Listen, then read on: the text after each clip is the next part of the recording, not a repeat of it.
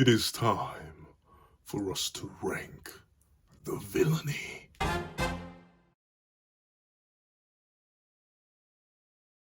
Thank you to our $5 patrons, Red Wolf, 4765, Midnight Gemlord, and Sean. And a very big thank you to our $25 patron, Alex Ice Rose. Now, for this breakdown / ranking of the Fortnite the Apocalypse antagonists, please remember to leave your own ranking in the comment section down below. Leave a like and subscribe if you haven't already. Also, hit that little notification bell to miss out on any videos that come to the channel. Also, I do have a Patreon below. Each for Rizzo as one down month. So this is videos, early content, and more. You also now become a member of the channel for Rizzo as $3 a month to get the same perks and more. Now, let's hop into the ranking. What's up, guys? Welcome to here, and here we are to do a ranking of the Fortnite the Apocalypse antagonist. And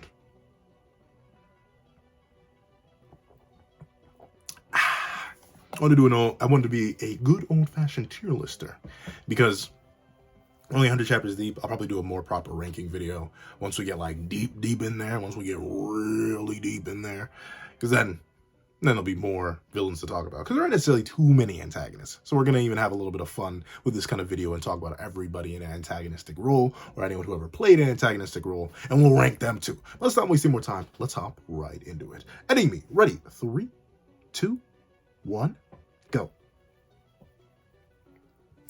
Greetings, ladies and gentlemen. You know what time it is. It's time to rank. So let's not waste any more time. Let's start off with the greatest, most divine, most next level antagonist this side of the Mississippi.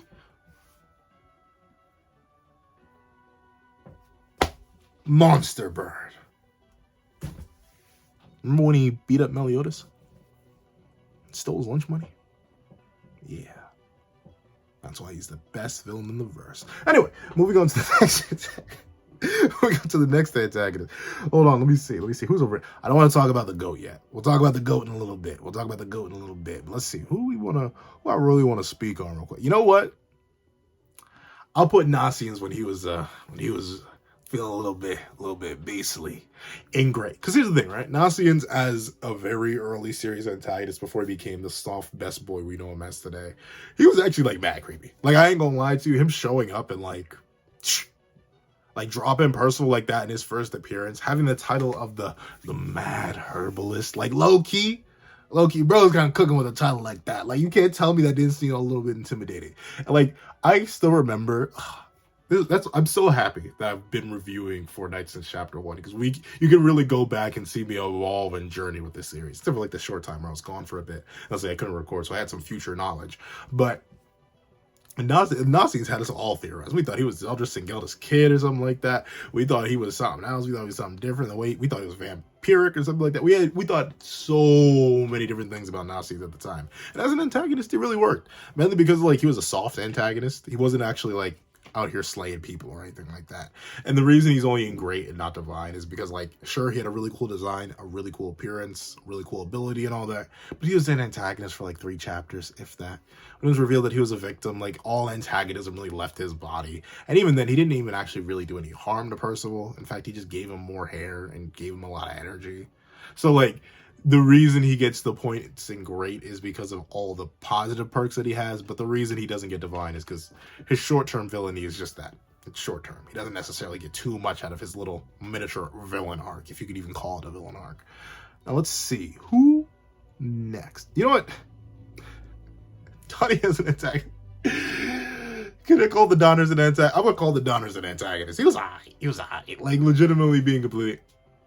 No, I'm going to leave him up there. But legitimately, when he was an antagonist, when he was coming out the clutch, you know, robbing Percival, being a mean dude, catching people off guard. He even has a shorter run than Nasians. And I will admit, his design was less drippy. He was less interesting out the box to me. But he did his job, you know. A little funny antagonist. He very much served a similar role to Marmos in the original series, where he was kind of just there to be there. As an antagonist specifically. Donnie's one of my favorite characters. We'll rank him separately in my own like main character ranking that I'm thinking of doing. But in terms of an antagonist, he's alright. Let's see.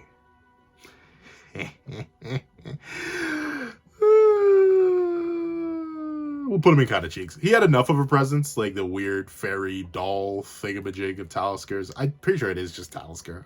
The only reason I'm not too sure is because we've seen that the familiars can have some sort of sentience on their own, but he kind of just existed to hype up Talisker, and he got one shot by Lance before we knew he was Lance. So he didn't really get much. He didn't accomplish much either. He kind of just commanded around Monster Ordo, which is it's alright. But it's still kind of booty cheeks. Like, bro has a booty design. He has a booty personality. He's booty butt cheeks. He kind of cheeks in general. But speaking of a monster, oh, where is he? Where is he? I know I saw him. I know I saw him. I know I saw that ugly beast. Where is he? You can't hide him from me. You can't hide him from me. I know I saw him. Or maybe that was on the other tier list I saw. But I know I saw... Hold on. The other Divine. I believe that's Sylvan. Looks like Sylvan. But... wait a second. Where is he? I know I saw him. I know I saw Mordo. I know I saw you, Mordo. You can't hide from me. You can't hide from me. There he is. He was right there at the top. He was looking at me. But... ugh. He was all right. Oh, wait, no, that's the wrong order. Obviously, he was... I'm going to put him above Donnie. The only reason he's not higher is because, like, I respect the design. I really do. I think it's some of Nakaba's best monster work. He's obviously having a whole ton of fun drawing creepy, crawly monsters, bits, and creatures in Four Knights, especially in comparison to Seven Deadly Sins. Despite how many diverse and different demon designs there are, you can definitely tell Nakaba is holding something back, and he's really being allowed to flex more by Endgame Seven Deadly Sins and by Four Knights. He's definitely getting a lot creepier, and this is one of them. Like, obviously, Ordo's a victim here. He doesn't mean to be an antagonist. He's literally under the control of an external force, but he still performed the antagonist role for a little bit, and he's just so ugly. He's just ugly to look at. For that, I almost want to put him in Who, but I can't do that. He still did a good job. He's just, he's nasty. Can you imagine seeing that at the end of an alleyway? Gave me the heebie-jeebies. Speaking of the person that was under Order's control, Talisker was also all right. He's Percy's first slay, or like proper execution, at least in my mind. I don't care what Percy says, how he tried to re-justify his morals later. Percy, this man's gone. He's not alive, Percy. Percy, you took his life. You used his own magic against him to take his life. Actually, you know what? No, I'll put him in great. I'll put him in great. The main reason I'm going to put him in great, I slid him up even above Nasian's, is because, one, I actually do really like his design. His design is actually kind of fire. I like the jester look that he has going on with the different frills coming out, and the helmet really fits that really, really nicely. Two, he has really, really cool magic. Like, the ability to control the weather, it's something I'm kind of shocked we never saw in original Seven Deadly Sins. Like, that seems like such a basic ability that you think it would come up in a world of magic, but no, you have people who can control aspects of things that kind of make up the weather. Like, you have the archangels with their graces and stuff like that. But, like, general weather control is something that only Talisker has, and he does really, really good with it. Like, the hailstorm, the gigantic thunderbird, all the stuff like that. It's really, really neat. I actually like it a lot. And two, his control of Ordo and his manipulation of Nasians. He really is like the first of Arthur. Well, I guess you could say Ironside. But even then, I wouldn't say Ironside until post-Talisker, ironically enough. He really is the first of Arthur's disciples to really push on the idea of, we do not like the other races. The other races are built like stinky doo-doo heads, and we do not like them. Yeah, he was really the first one to push that agenda. He, once again, was kind of the opening, like, if Ironside was the opening mouthpiece to showing how, like, destructive and monstrous and dangerous that villains were going to be in Four Knights, like literally slaying his own son, showing that Arthur was about that action too. Talisker was the first to really sit down and settle in that this was Arthur's agenda, to get rid of the other species, to the point where he transformed and manipulated Ordo into this disgusting... Ordo? Yeah, disgusting, hideous, filthy beast, simply because he was helping the other races. Ordo was a human. He was a chill guy. He was just helping the other species, and Talisker told him to stop. Ordo didn't want to stop, and thusly Talisker turned him into a beast, turned him into a monster, robbed him of his free will just because he was that down with the idea that the other races cannot exist, they cannot prosper. By humans, for humans, of humans. That's really Talisker's mindset and mentality, and he's the first one to really set that up for Arthur. Other people come in and follow that up very, very well. Ironside does it super well. Other characters come in and do it super well. But oh no, that's not Sylvan. That's Sleipnir. I saw my goat.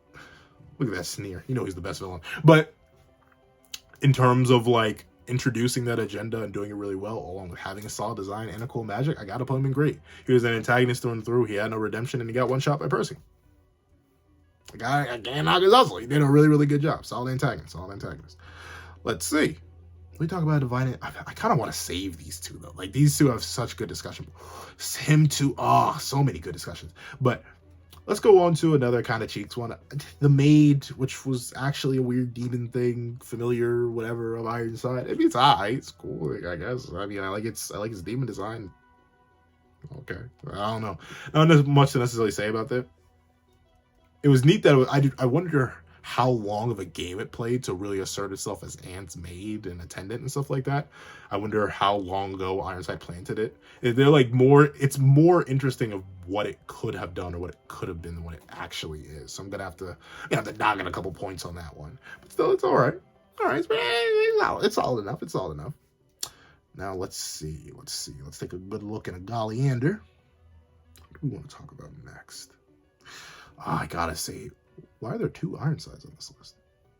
Why are there 2 Ironsides? Oh, well, originally this was a power scaling tier list. I'll do that at a later time. See, nah, because even if it was before, I may have just put her in who. But now we know that this ain't Merlin. This is Ferlin, Fairy Merlin. Who is this? What have they done? What did they do? How did they get in that situation? I have no idea who this individual is. They are technically an antagonist for the fact that they are complicit in Arthur's actions, but considering what Arthur did to him the moment Guinevere decided to open her big mouth, I can't necessarily even put them any higher as an antagonist. They didn't even speak a single line throughout the entire series. Big rips to Ferlin. It's just tough luck. It really didn't know how to do like that. Let's see. Antagonist Hauser was alright. Like, notably, when he came in, he was beating on Donnie and all that. Like, it made me feel bad because I like Hauser as a character. I think he's one of the most human of the Holy Knights that we got from the original series. So seeing him be antagonistic and mean to his own son, or not son, his own nephew, was really, really rough. I get why he's going through it. And trust me, Hauser's ranked much higher as a character for me. I think that negativity and that darkness in him is really, really good. I think it makes him even more human than he was in the original series. I like all of that. But as an antagonist, he's all right. He doesn't necessarily do it for too long. He has the same issue as Nasi and Donnie, except his design is worse. And he's not as funny as Donnie. He's much more dark in his villainy, so I'm going to put him in all right. Let's see. Do I head to a heavy hitter? No, I won't head to a heavy hitter. I'll put the dragon up in great. I think the dragon works really well as an antagonist because it's like It's the only like pure beast antagonist in the entire Seven Deadly Sins. Yeah, I'll even put it up on Nasian's because Nasian's is great, but it ain't that great. One of Nakova's best work. Like, I still remember seeing this image for the first time. One of Nakova's best drawings that I've seen of him. I haven't read all of his manga. I know he has a couple other mangas, so I need to go back and what the heck? What, a bug? Yeah, that was a bug. What are you doing on my head? Oh. Sweet mother of mercy. But what was I talking? Sorry. I felt it. And then just, oh my lord. But the dragon is really, really good. I love how the dragon is presented, the scale, the size, the power, the determination, the reason behind it being an antagonist. The fact that its kid was stolen, its final kid, because it's the old dragon mama wanted to do its darn thing, and then its kid got stolen by another stupider. So I love why it's an antagonist. I love how it's an antagonist. I love the power presentation behind it. It's just really, really good. It just does a really good job as an antagonist. So I can't. Oop. Yeah. It does a really, really good job as an antagonist. So I can't really knock its hustle. It just really, really good. I like its design, I like its powers, I like its appearance. I like that it gets one shot by Hauser. All that is really, really good. It's also cool how it like really is a power ceiling. Like it like was slapping around Percival, who's no different than Holy Knight. It's just crazy. Like on a power scaling front, this guy would be higher than Talisker. But overall, really, really good. Let's see. I don't want to talk about any of the heavy hitters just yet. Edlin, I'll put Edlin at the top of all right. Edlin feels like a character who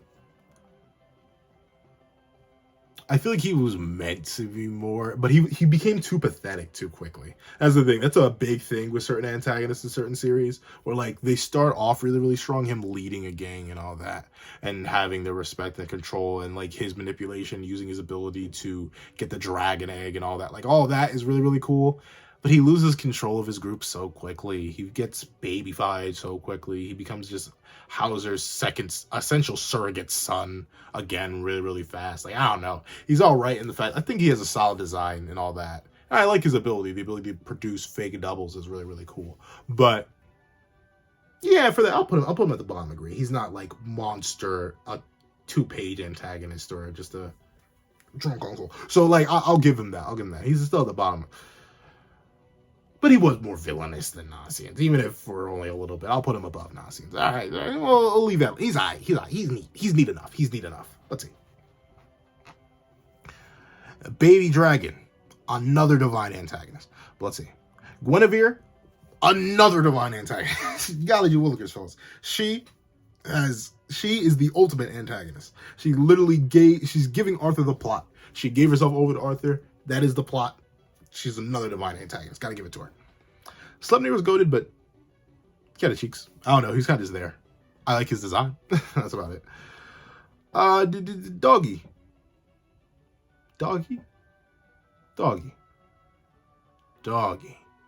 I like his design more, and he's a more antagonist. But once again, he kind of just suffers. He's really big, but usually like a lot of big things in the Seven Deadly Sins duology, he kind of just gets done in very, very easily. Like Percival, no amps, no nothing, kind of just comes in and bullies this poor guy. Like his horn provides a more interesting narrative thing than he ever did. I think he's a big old fluffy doggo. I like that. That's about it. He doesn't have much to him. Let's see. Let's take a good golly look. It's just a bird. It just be birding like that. She was kind of... What was her name? Bergie. Kind of... Once again, it has a character. So in comparison to all these, I'll put him above. But Bergie was alright. Like, a fake illusion, like the fake copies of yourself, is a decent enough ability, but wasn't necessarily used well in her one singular matchup against Anne. So she kind of just got done dirty on that front. Design, I don't know. I don't necessarily rock with the helmet finger head thing. Really, really just awkward and weird.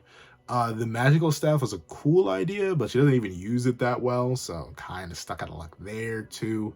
And she gets done dirty by Lance. I mean, it happens to the best of us. Like, don't get me wrong, anyone would get done dirty by Lance unless you're like literally chaos. So I can't necessarily knock her hustle, but due to that, she's just kind of cheeks. She doesn't get much in the narrative, so kind of done in. Same thing with her partner. Actually, no, I'm gonna put Elgin. I'll put Elgin all the way up here just because I actually do like his design a lot. I like how he like straight nearly won the 1v4 against the Four Knights crew on his own, including Percy, including Donnie. I think I'll put him up here. Don't even put him up here. I really, really like Elgin. Whoa, not that high. Not that high. But I really do like Elgin. I think he has a really cool ability in Wither. I'm glad Nasian stole the tech, but he has a really cool ability in Wither. He has a really cool design. The Carrion Eater alone... Sorry, my chair making a bunch of noise. The Carrion Eater alone is just kind of a metal name. Once you know what Carrion is, it's kind of bonkers. Really disgusting, but still kind of bonkers. I really, really like that. And sure, he also gets done dirty by Lance, but happens with the best of us. I think he's really, really cool. I like his personality. I like his swagger. He even compliments Nasian, so that makes him goated. So overall, Elgin really wins in comparison to the rest of his group. Speaking of the rest of his group, Dornock,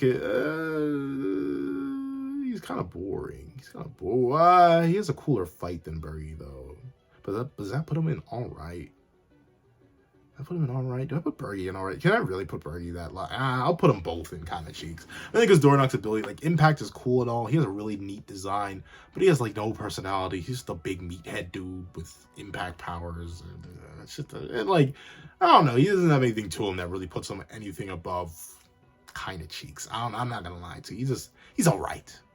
He's neat enough. He's cool enough. He does his job. He's just there for Donnie to flex on him. Like, he doesn't even have a cool 1v4 moment like Elgin does. He doesn't have as cool a design as Elgin. Doesn't have a cool as a title as Elgin. Doesn't have cool a magic as Elgin. He doesn't have anything as interesting as these four characters up here. A victim, a doggo, a stupid head, and a meanie head. Like, he's kind of cheeks. Now, I guess that only leaves the big boss man, Fittich. I'll put him in all right, which is weird. I'm putting him below Elgin. But I think due to the point where he appears, he has a really solid introduction. Like him showing up and, you know what? I'll eeny, meeny, miny, mo, catch a tiger by the toe. If he hollers, let him go. Eeny, meeny, miny, mo. All right, I guess he's going to go above Elgin. by the laws of eeny, meeny, miny, mo. Mainly because he does have a really solid design. I like the mask, the multi, like, pathway mask. His magic haste is kind of basic, but, you know, speed is speed, and I like speed. Speed, cool. 2, he has a super crazy solid introduction where he shows up, one of his own teammates gets taken over by Gother, and he just casually one-shots them. That's really, really cool. He has this ruthless air about him where he, like, slices and cleaves through his own teammates just to try and get an advantage against Lance. That's really, really cool. I like the fear he strikes into our main cast. Like, he even had Percy, the Knight of Death, just shaking and shivering in his boots. I really, really like that. So he's overall super solid, I'll say. He doesn't have anything crazy, but he's not bad in any way, shape, or form. So I'm going to have to give him his due credit of being above Elgin. Let's see. Who's this? Is that who I think it is? No, I actually have no idea who that boy is. Where's his face? But let's see. Yeah, you don't count. I'll put Gother in all right.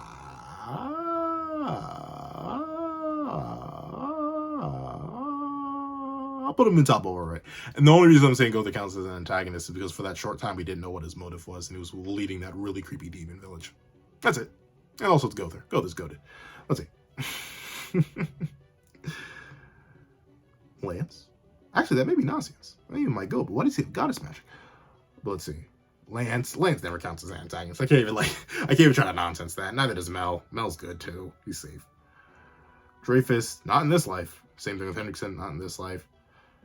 Jade as an antagonist, I was clowning him for the longest for a reason. He's definitely risen up the ranks already with his Riz. So, like, I can't knock Jade now, but specifically as an antagonist, bro was super who. And his magic was it still is pretty booty meat in my mind, just darkness.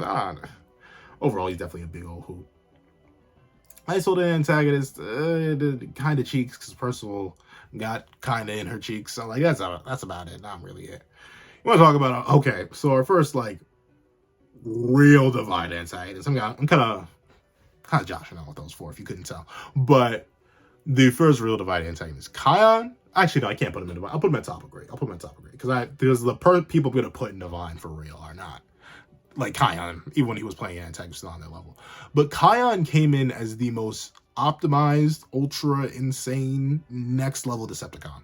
Bro was really committing treason live on air, and we watched it. Like, that is actually crazy. Bro knew and was still about that life. Like, legitimately, he was out here choking out Percy's friends, making them suffer, tricking his own teammates into trying to commit treason with him.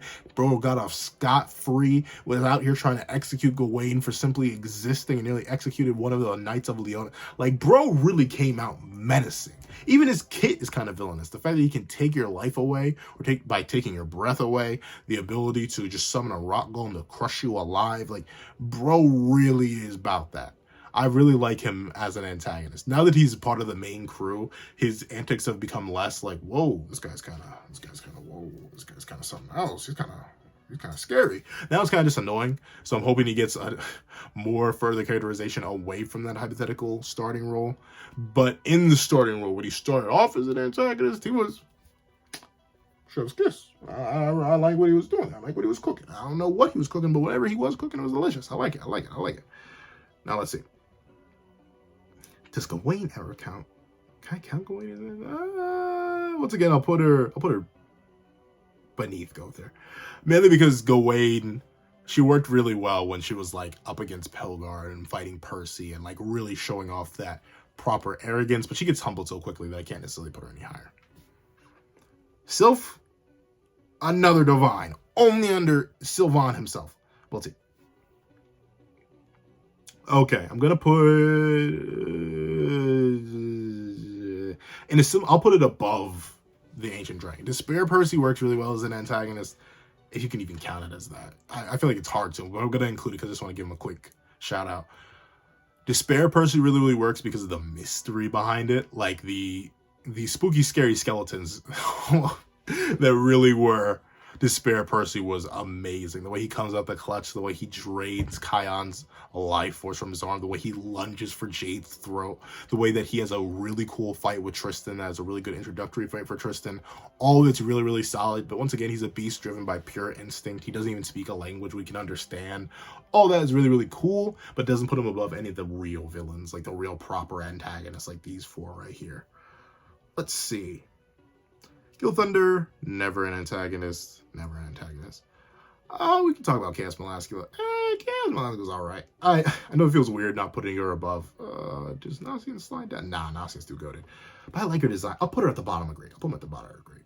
The main reason I gotta give her the bottom of grade is because she just seems like a direct downgrade from the original. Like, when Melascula hit you with Dark Cocoon before, it was a GG because you literally got your soul one-tap. She just happened to run into Escanor, which was the worst matchup she could have possibly had. Now that it takes, like, what, 30 minutes for her to use her fleshy Dark Ball, it's not really that cool. I like her design more than the original, but the design can't necessarily carry too much, and she essentially immediately gets bullied by Tristan twice over, played by Lance, and then gets turned into a snake when you get immediately one-shot by Tristan again. And then she becomes Melagallon, who's mega ugly.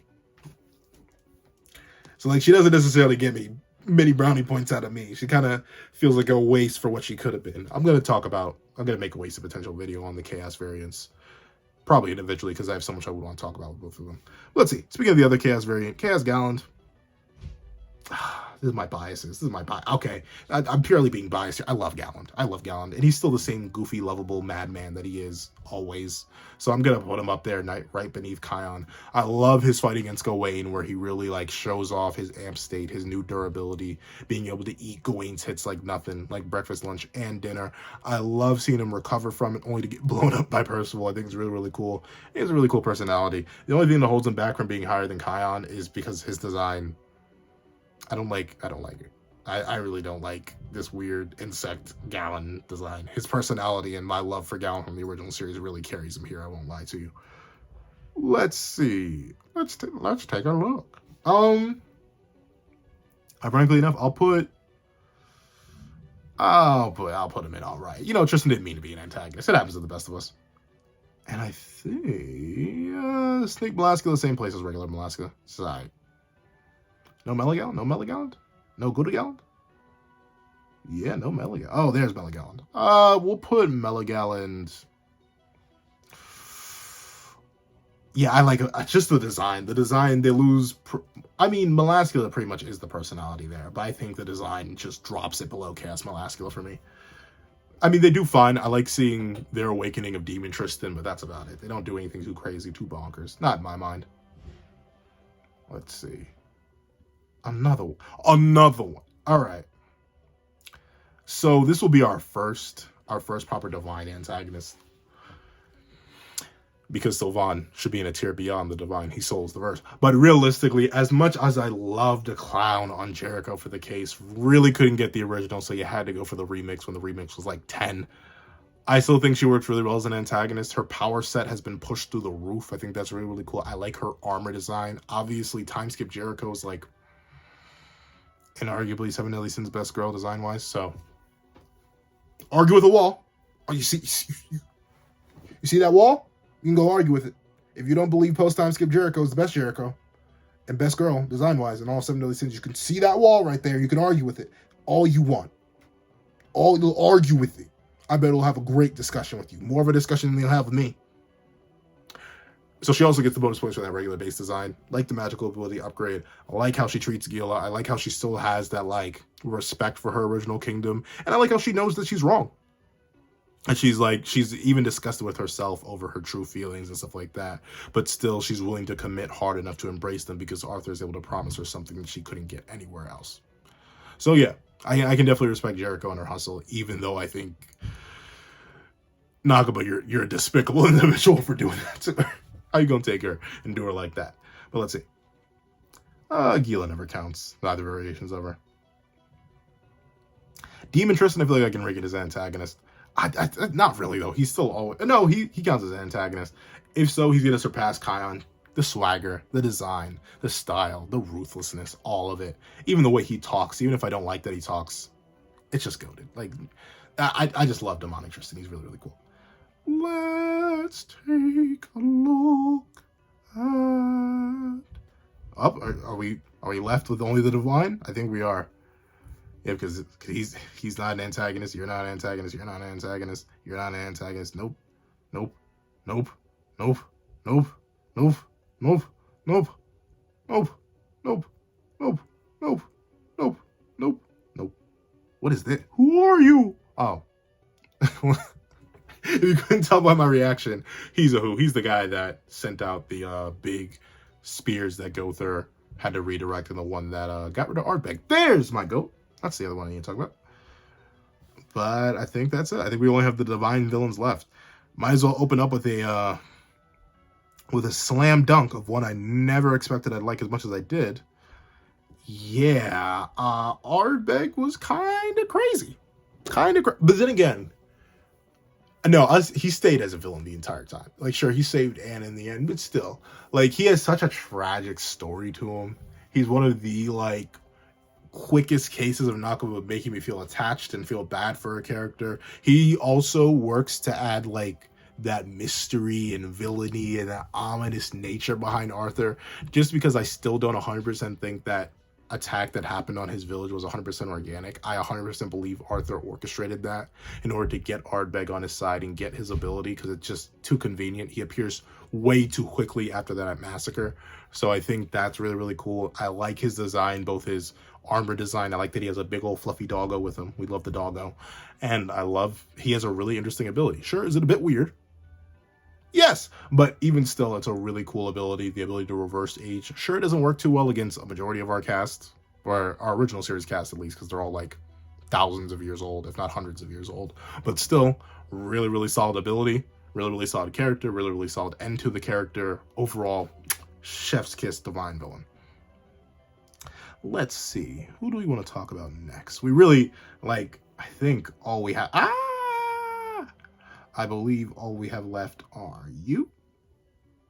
Where are you? You, which is just you again. You. And who else? I know I saw you. You. Who do I want to tackle first? I think I want to tackle Arthur last. Okay. Pelgar's just goated. Like, I don't make the rules here. I do, though. It's obviously my tier list. But still, I don't make the rules here. Pelgar's just the best villain. Like, period. That knockoff has ever written. I'm kidding, because Arthur. But still, Pelgar's great. Specifically because he is such a goofy uncle, but he's still the antagonist. Like, he very much gives me Uncle Iroh vibes. Which I know is weird, but, like, technically, if you think about it, as great as a character Uncle Iroh is, he is an antagonist for a majority of the narrative. He is specifically against our main cast of protagonists. He can definitely be argued as a secondary protagonist, the arguable deuteragonist in Zuko, but still, he's an antagonist for a majority of the narrative, and Pelgar's give me those vibes. Fire abilities, which are really, really fire. I like seeing him use his fire abilities. Top that off with the fact that he has a really great personality, like one of the most fun, jovial, and loving characters that we've ever seen, while also being, you know, a guy who hates all the other races and works directly under Arthur. Really, really cool. I love his relationship dynamic with Arthur. He's seemingly the only knight that Arthur puts like 1,000% fit. Where's Morlock? He's not on this list. He would be put in who, though. We don't know much about him. But still, one of the only knights, if not flat out the only knight, that Arthur seems to just respect his abilities and individual talents on their own, to the point where he literally lets Pelgar be like, you know, yeah, I don't feel like doing that mission. And Arthur's like, yeah, sure, whatever. I trust you. You always bring back good results. Just keep doing what you do.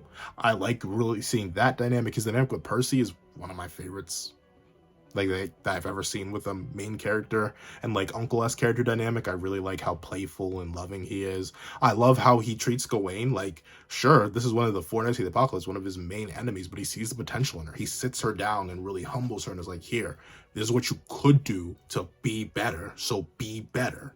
Don't just be a dumb stupid head because you're a strong meathead. Don't do that. Be a better individual, be a better warrior, be a better fighter. And I think that's really, really cool. I like seeing that. I'm excited to see him in the future, too.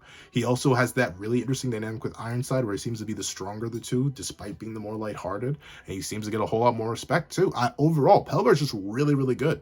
If it wasn't for Arthur and another villain, probably be, I'm saying another villain, like you can't say that's Ironside, but like if it wasn't for the dynamics and the pure villainy of other characters, I think he'd literally be my number one. But right now he's probably number three, just because of how goated he is. But speaking of goated antagonists, in terms of evil fathers, Ironside puts the Demon King to shame. To shame, I say. To shame, I say. Ironside puts the Demon King to shame. Just because of how crazy he is. Coming up in chapter 1 and committing patricide, and then immediately is it infanticide? Whatever. Immediately slaying his own kid or attempting to slay his own kid. Wild. Bonkers. Riding Arthur's meat so much that he's going to sacrifice a whole bunch of humans to get the Coffin of Eternal Darkness. Wild. Bonkers. The willingness to just directly stab his own son through the heart because he's that dedicated to his ideas and goals. Crazy.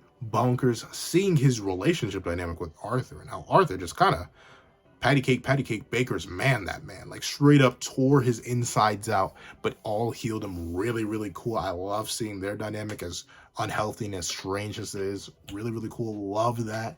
I love seeing his dynamic with Pelgar too. That is a really, really cool dynamic. I'm very interested to see more of their background relationship to each other. We know he has ties to a bunch of other characters too. Obviously, he's the father of the main character. He has ties to Pelgar, ties to Arthur, ties to Anne's mom. So many different ties to so many different people. That's really, really cool. I think he has a really cool magic, even if it is just like a fancy looking arc-ish spell. It's really, really cool to see him use it in the way that he does. He's a great sword fighter. He has a great design.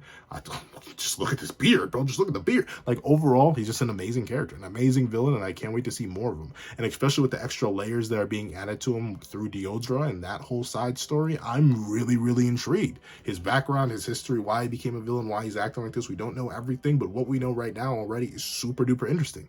He's my second favorite villain.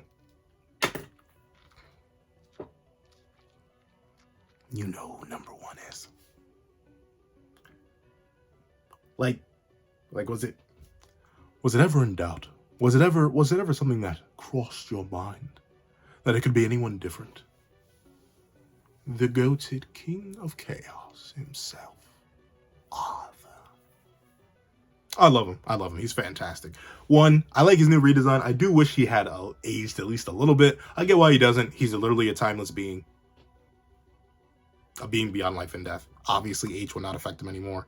But still, I wish he got a little bit more. But even his slight redesign is really, really cool. I like his armor arm. I like him with his chaos meat everywhere, smacking people. I like him even just in his regular outfit. All that really, really cool with the sleeve blowing in the wind. I think it's really, really cool. Obviously, his lackeys do a lot of the speaking for him, and I think that's great, seeing his like haunting, ominous presence throughout a majority of the narrative. Super duper cool. I love it. I love the way he shows up and shows out whenever he does appear. Obviously, his debut with Ironside and manipulating and destroying Ironside like that was really, really good.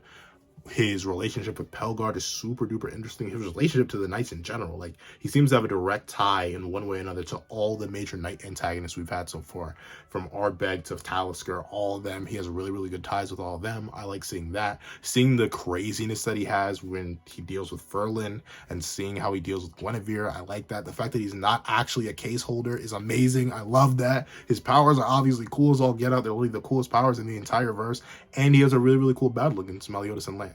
Even though I think him getting stepped on by Lance was a bit much, he keeps his integrity after the fact by ignoring Lance's blitz and dipping on out of there. So overall, super W character. I'm not going too in-depth on these four because I plan to make their own videos. So I kind of just want to show you where they ranked amongst all the other villains.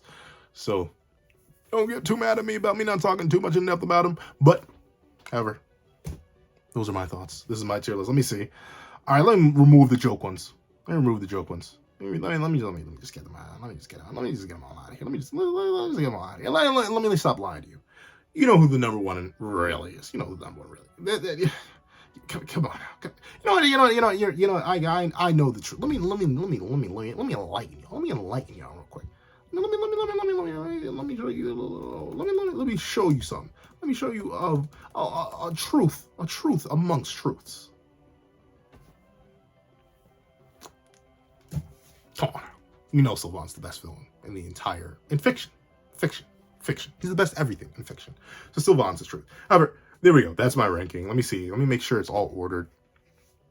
Do I like Jericho? Nah, I like Ardbeg's tragedy more. I like Pelgar's personality more, and I like Ironside just a tiny bit. I think the only one that's contentious that I could probably flip on a dime, if you ask me on the right day, is Pelgar and Ironside. I love them both for entirely different reasons, so they're really hard to compare for me, but I think I do like Ironside just a bit more today.